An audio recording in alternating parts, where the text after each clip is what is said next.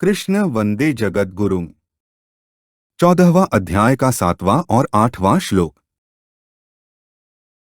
14वां अध्याय का 7वां श्लोक। रजो रागात्मकं विद्धि तृष्णासंग समुद्भवम् तन्निबध्नाति कौन्तेय कर्मसंगेन देहिनम्। ऊपर कहे गए श्लोकों का अर्थ है, हे कुंती नंदन, तृष्णा और आसक्ति को पैदा करने वाले रजोगुण को तुम रागस्वरूप समझो। वह कर्मों की आसक्ति से शरीरधारी को बांधता है। रजो रागात्मकं विद्धि का अर्थ है, यह रजोगुण रागस्वरूप है, अर्थात किसी वस्तु, व्यक्ति, परिस्थिति, घटना, क्रिया आदि में जो प्रियता पैदा होती है वह प्रियता रजोगुण का स्वरूप है। रागात्मकम कहने का तात्पर्य है कि जैसे स्वर्ण के आभूषण स्वर्णमय होते हैं, ऐसे ही रजोगुण रागमय है। श्रीमद् भगवद गीता में आसक्ति का त्याग करके कर्तव्य कर्मों को करने की आज्ञा दी गई है। निष्काम भाव से किए गए कर्म मुक्त करने वाले होते हैं। इसी अध्याय के 22वें श्लोक में भगवान कहते हैं कि प्रवृत्ति अर्थात क्रिया करने का भाव उत्पन्न होने पर भी गुणातीत पुरुष का उसमें राग नहीं होता। तात्पर्य यह हुआ कि गुणातीत पुरुष में भी रजोगुण के प्रभाव से प्रवृत्ति तो होती है, पर वह रागपूर्वक नहीं होती। गुणातीत होने में सहायक होने पर भी सत्वगुण को सुख और ज्ञान की आसक्ति से बांधने वाला कहा गया है। इससे सिद्ध होता है कि आसक्ति ही बंधनकारक है, सत्वगुण स्वयं नहीं। अतः भगवान यहाँ राग को ही रजोगुण का मुख्य स्वरूप जानने के लिए कह रहे हैं। जिस प्रकार दही को बिलोने से मक्खन और छाछ अलग अलग हो जाते हैं, ऐसे ही सृष्टि रचना के इस रजोगुणी संकल्प से प्रकृति में क्षोभ पैदा होता है, जिससे सत्वगुण रूपी मक्खन और तमोगुण रूपी छाछ अलग अलग हो जाती है। सत्वगुण से अंतःकरण और ज्ञानेंद्रिया, रजोगुण से प्राण और कर्मेंद्रिया तथा तमोगुण से स्थूल पदार्थ, शरीर आदि का निर्माण होता है। तीनों गुणों से संसार के अन्य पदार्थों की उत्पत्ति होती है। इस प्रकार महासर्ग के आदि में भगवान का सृष्टि रचना रूप कर्म भी सर्वथा रागरहित होता है। तृष्णासंग समुद्भवम का अर्थ है, प्राप्त वस्तु, व्यक्ति, पदार्थ, परिस्थिति, घटना आदि बने रहें तथा वे और भी मिलते रहें, इस तरह तृष्णा पैदा हो जाती है। इस तृष्णा से फिर वस्तु आदि में आसक्ति पैदा हो जाती है। व्याकरण के अनुसार इस तृष्णासंग समुद्भवम पद के दो अर्थ होते हैं। एक, जिससे तृष्णा और आसक्ति पैदा होती है, अर्थात तृष्णा और आसक्ति को पैदा करने वाला, और दो, जो तृष्णा और आसक्ति से पैदा होता है, अर्थात तृष्णा और आसक्ति से पैदा होने वाला। जैसे बीज और वृक्ष अन्योन्य कारण हैं, अर्थात बीज से वृक्ष पैदा होता है और वृक्ष से फिर बहुत से बीज पैदा होते हैं, ऐसे ही रागस्वरूप रजोगुण से तृष्णा और आसक्ति बढ़ती है तथा तृष्णा और आसक्ति से रजोगुण बहुत बढ़ जाता है। तात्पर्य है कि ये दोनों ही एक दूसरे को पुष्ट करने वाले हैं। अतः उपर्युक्त दोनों ही अर्थ ठीक हैं। तन्निबध्नाति कौन्तेय कर्मसंगेन देहिनम का अर्थ है, रजोगुण कर्मों की आसक्ति से शरीरधारी को बांधता है, अर्थात रजोगुण के बढ़ने पर ज्यों-ज्यों तृष्णा और आसक्ति बढ़ती है, त्यों ही त्यों मनुष्य की कर्म करने की प्रवृत्ति बढ़ती है। कर्म करने की प्रवृत्ति बढ़ने से मनुष्य नए नए कर्म करना शुरू कर देता है। फिर वह रात दिन इस प्रवृत्ति में फंसा रहता है, अर्थात मनुष्य की मनोवृत्तियां रात दिन नए नए कर्म आरंभ करने के चिंतन में लगी रहती हैं। ऐसी अवस्था में उसको अपना कल्याण, उद्धार करने का अवसर ही प्राप्त नहीं होता। इस तरह रजोगुण कर्मों की सुखासक्ति से शरीरधारी को बांध देता है, अर्थात जन्म मरण में ले जाता है। अतः साधक को प्राप्त परिस्थिति के अनुसार निष्काम भाव से कर्तव्य कर्म तो कर देना चाहिए, पर संग्रह और सुखभोग के लिए नए नए कर्मों का आरंभ नहीं करना चाहिए। देहिनम पद का तात्पर्य है कि देह से अपना संबंध मानने वाले देही को ही यह रजोगुण कर्मों की आसक्ति से बांधता है। सकाम भाव से कर्मों को करने में भी एक सुख होता है और कर्मों का अमुक फल भोगेंगे, इस फलासक्ति में भी एक सुख होता है। इस कर्म और फल की सुखासक्ति से मनुष्य बंध जाता है। कर्मों की सुखासक्ति से छूटने के लिए साधक यह विचार करे कि ये पदार्थ, व्यक्ति, परिस्थिति, घटना आदि कितने दिन हमारे साथ रहेंगे। कारण कि सब दृश्य प्रतिक्षण अदृश्यता में जा रहा है, जीवन प्रतिक्षण मृत्यु में जा रहा है, सर्ग प्रतिक्षण प्रलय में जा रहा है, महासर्ग प्रतिक्षण महाप्रलय में जा रहा है। आज दिन तक जो बाल्य, युवा आदि अवस्थाएं चली गईं, वे फिर नहीं मिल सकती। जो समय चला गया वह फिर नहीं मिल सकता। बड़े बड़े राजा महाराजाओं और धनियों की अंतिम दशा को याद करने से तथा बड़े बड़े राजमहलों और मकानों के खंडहरों को देखने से साधक को यह विचार आना चाहिए कि उनको जो दशा हुई है वही दशा इस शरीर, धन संपत्ति, मकान आदि की भी होगी।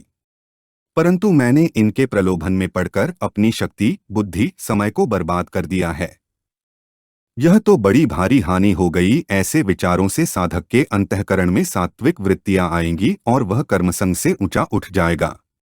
अगर मैं रात दिन नए नए कर्मों के करने में ही लगा रहूंगा तो मेरा मनुष्य जन्म निरर्थक चला जाएगा और उन कर्मों की आसक्ति से मेरे को न जाने किन किन योनियों में जाना पड़ेगा और कितनी बार जन्मना मरना पड़ेगा। इसलिए मुझे संग्रह और सुखभोग के लिए नए नए कर्मों का आरंभ नहीं करना है, प्रत्युत प्राप्त परिस्थिति के अनुसार अनासक्त भाव से कर्तव्य कर्म करना है। ऐसे विचारों से भी साधक कर्मों की आसक्ति से ऊंचा उठ जाता है। 14वां अध्याय का 8वां श्लोक। तमस्त्व ज्ञानजं विद्धि मोहन सर्वदेहिना प्रमादालस्य निद्राभिस्तन्निबध्नाति भारत।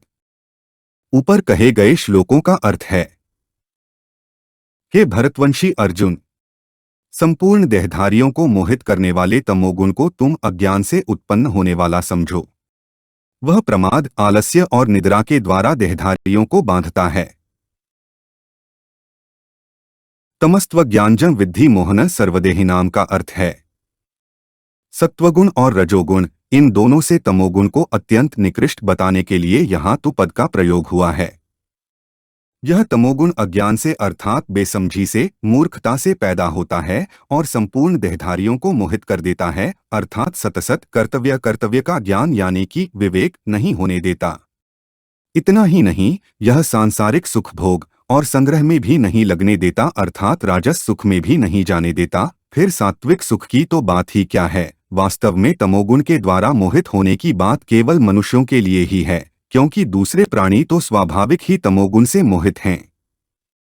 फिर भी यहाँ सर्वदेही नाम पद देने का तात्पर्य है कि जिन मनुष्यों में सतसत कर्तव्य का ज्ञान यानी कि विवेक नहीं है, वे मनुष्य होते हुए भी 84 लाख योनियों वाले प्राणियों के समान ही हैं, अर्थात जैसे पशु पक्षी आदि प्राणी खा पी लेते हैं और सो जाते हैं, ऐसे ही वे मनुष्य भी हैं। प्रमादालस्य निद्राभिस्तन्निबध्नाति भारत का अर्थ है, यह तमोगुण प्रमाद, आलस्य और निद्रा के द्वारा संपूर्ण देहधारियों को बांध देता है। प्रमाद दो तरह का होता है, एक करने लायक काम को न करना, अर्थात जिस काम से अपना और दुनिया का अभी और परिणाम में हित होता है, ऐसे कर्तव्य कर्मों को प्रमाद के कारण न करना, और दो न करने लायक काम को करना, अर्थात जिस काम से अपना और दुनिया का अभी और परिणाम में अहित होता है, ऐसे कर्मों को करना। न करने लायक काम भी दो तरह के होते हैं, एक व्यर्थ खर्च करना, अर्थात बीड़ी सिगरेट भांग गांजा आदि पीने में और नाटक सिनेमा खेल आदि देखने में धन खर्च करना, और दो व्यर्थ क्रिया करना, अर्थात ताश चौपड़ खेलना, खेल कूद करना, बिना किसी कारण के पशु पक्षी आदि को कष्ट देना, तंग करना, बिना किसी स्वार्थ के छोटे छोटे पेड़ पौधों को नष्ट कर देना आदि व्यर्थ क्रियाएं करना।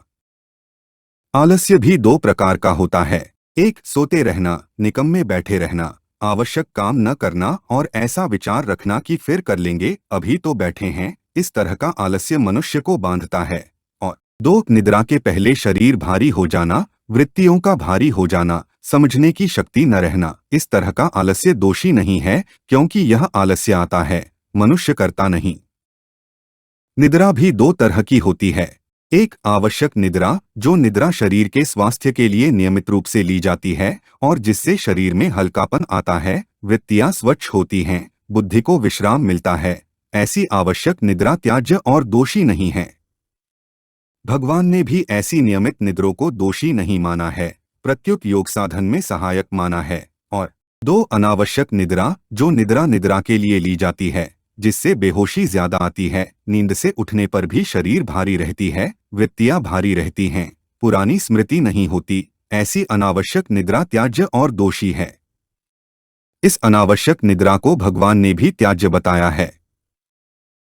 इस तरह तमोगुण प्रमाद, आलस्य और निद्रा के द्वारा मनुष्य को बांध देता है, अर्थात उसकी सांसारिक और पारमार्थिक उन्नति नहीं होने देता। विशेष बात, सत्व, रज और तम ये तीनों गुण मनुष्य को बांधते हैं, पर इन तीनों के बांधने के प्रकार में फर्क है। सत्वगुण और रजोगुण संग से बांधते हैं, अर्थात सत्वगुण सुख और ज्ञान की आसक्ति से तथा रजोगुण कर्मों की आसक्ति से बांधता है।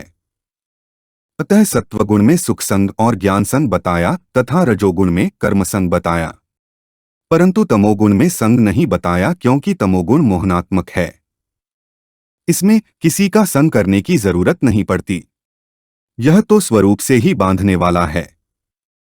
तात्पर्य यह हुआ कि सत्वगुण और रजोगुण तो संग यानी कि सुखासक्ति से बांधते हैं, पर तमोगुण स्वरूप से ही बांधने वाला है।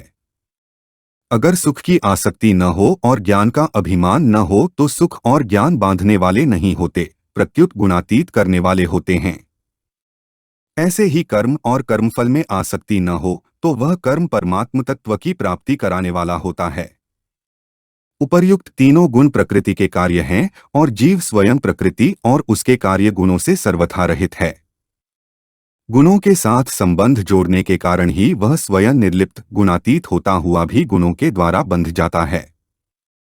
अतः अपने वास्तविक स्वरूप का लक्ष्य रखने से ही साधक गुणों के बंधन से छूट सकता है। हमारे चैनल को सब्सक्राइब करें। अगर यह वीडियो आपको अच्छी लगी तो वीडियो को लाइक करें, वीडियो को अपने दोस्तों के साथ शेयर करें, अपने सुझाव हमें कमेंट करके बताएं। जय श्री कृष्णा।